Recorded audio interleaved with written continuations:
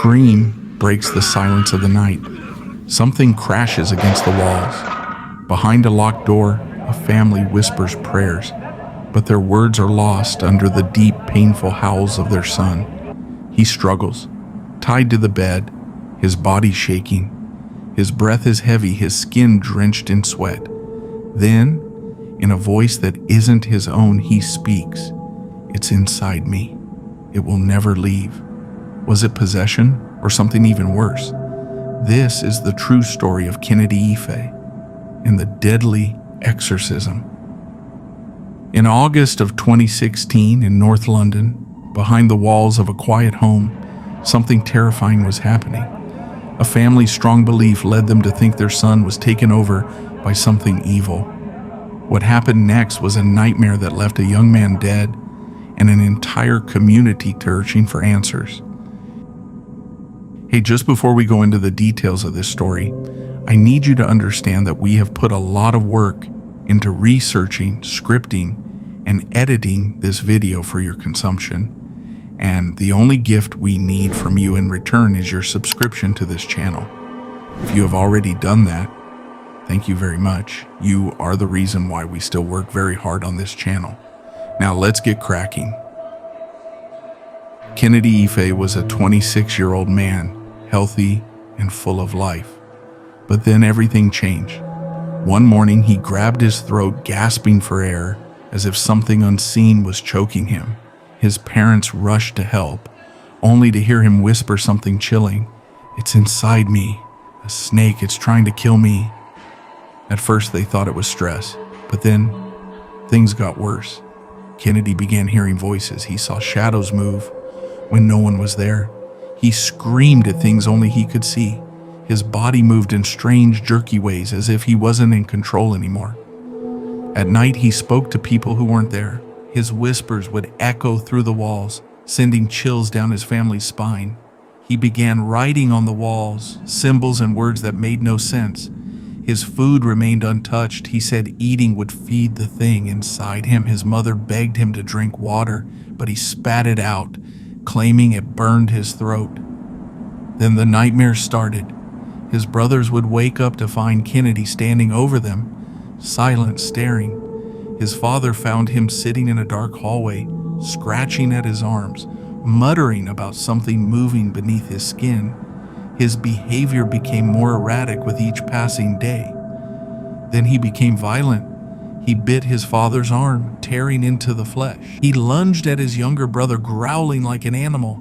He tried to rip at his own skin, screaming that he needed to cut something out of himself. He punched holes in the walls, his strength unnatural.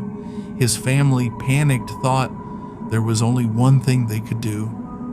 They tied him down. His arms and legs were bound tightly with thick ropes, the knots digging into his skin.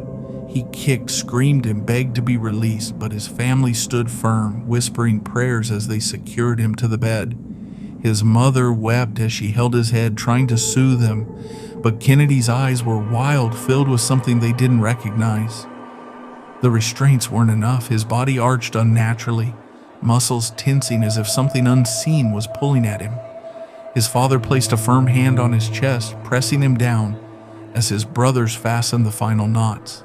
𝐒𝐿𝐵 howled, a sound so deep and guttural that it sent shivers through the room. They stepped back, watching as their son, once strong, full of life, lay bound and writhing, his breath coming in gasps. Sweat soaked through the sheets. His fingers curled into claws, his body twisting as he fought against the bindings. The room felt heavy, thick with an energy none of them could explain. It was done. He was secure. But as they began to pray, 𝐒𝐿𝐵 laughed, a low, eerie chuckle that didn't belong to him. And then he spoke, his voice deeper than before. "You think this will hold me?" Day one, 𝐒𝐿𝐵, strapped to his bed, fought against the restraints. His family gathered around, praying over him. They poured holy oil on his forehead. They read from the Bible. His body twisted and shook. His voice changed deeper, harsher. He begged them to let him go, but the family believed it wasn't really 𝐒𝐿𝐵 speaking. They thought it was something else, something evil. His screams turned to weak gasps. His struggling slowed. They believed the demon was fighting back, and so they prayed harder. Day 2. Kennedy's body grew weaker. His lips were cracked and dry. His eyes darted wildly, full of fear. His wrists were bleeding from the struggle, but the family still did not call a doctor.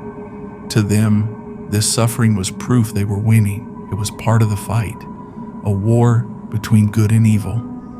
By the second night, the house felt different. Neighbors later said they heard strange sounds coming from inside, muffled screams, strange chanting, a deep voice, something unnatural echoing through the walls. Kennedy stopped struggling as much. His breath was shallow. He twitched violently in his sleep, mumbling incoherent words. His mother held his hand, but he pulled away, whispering that her touch burned like fire. The family believed the demon was resisting harder than before. They had to continue. Day 3. Kennedy's breathing was weak, his body almost lifeless, his movements barely there, but the family did not stop. They joined hands, chanting louder, begging for God to save him. Then, silence. His body went still. The room held its breath. For a moment they thought they had won, that the demon was finally gone. But Kennedy wasn't moving. His chest did not rise. His lips had turned pale. Panic set in. His brother ran for the phone, calling emergency services. He told them Kennedy was having trouble breathing. But by the time the paramedics arrived, it was too late. The scene inside the house was horrifying. Kennedy's body lay limp, his skin colorless, his wrists and ankles bruised and swollen from the restraints. His family still kneeled beside him, still whispering prayers, still hoping for a miracle. The police arrived quickly, and what they found was shocking. Kennedy's body had over 60 injuries, bruises, scratches, cuts. His family, 7 in total, was arrested. They were charged with manslaughter, false imprisonment, and causing the death of a vulnerable adult. But the family stood their ground. They did not believe they had done anything wrong. "We were saving him," they said. "The demon killed him, not us." The trial was long and painful. The jury listened to recordings of Kennedy's final moments. They heard the screams, the whispers, the desperate prayers. Experts debated the cause of his suffering.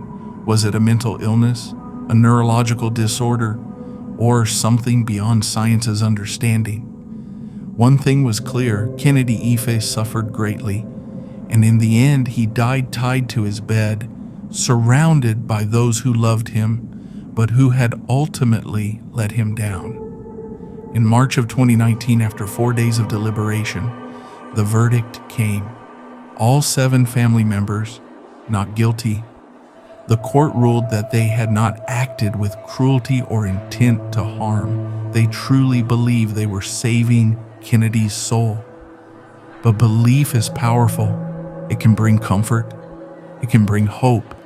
And sometimes it can lead to tragedy. What really happened to 𝐒𝐭𝐸? Was he suffering from a medical condition that could have been treated? Or had something truly evil taken hold of him? The truth remains a mystery, but one thing is certain. In that house, faith and fear collided, and a young man paid the ultimate price.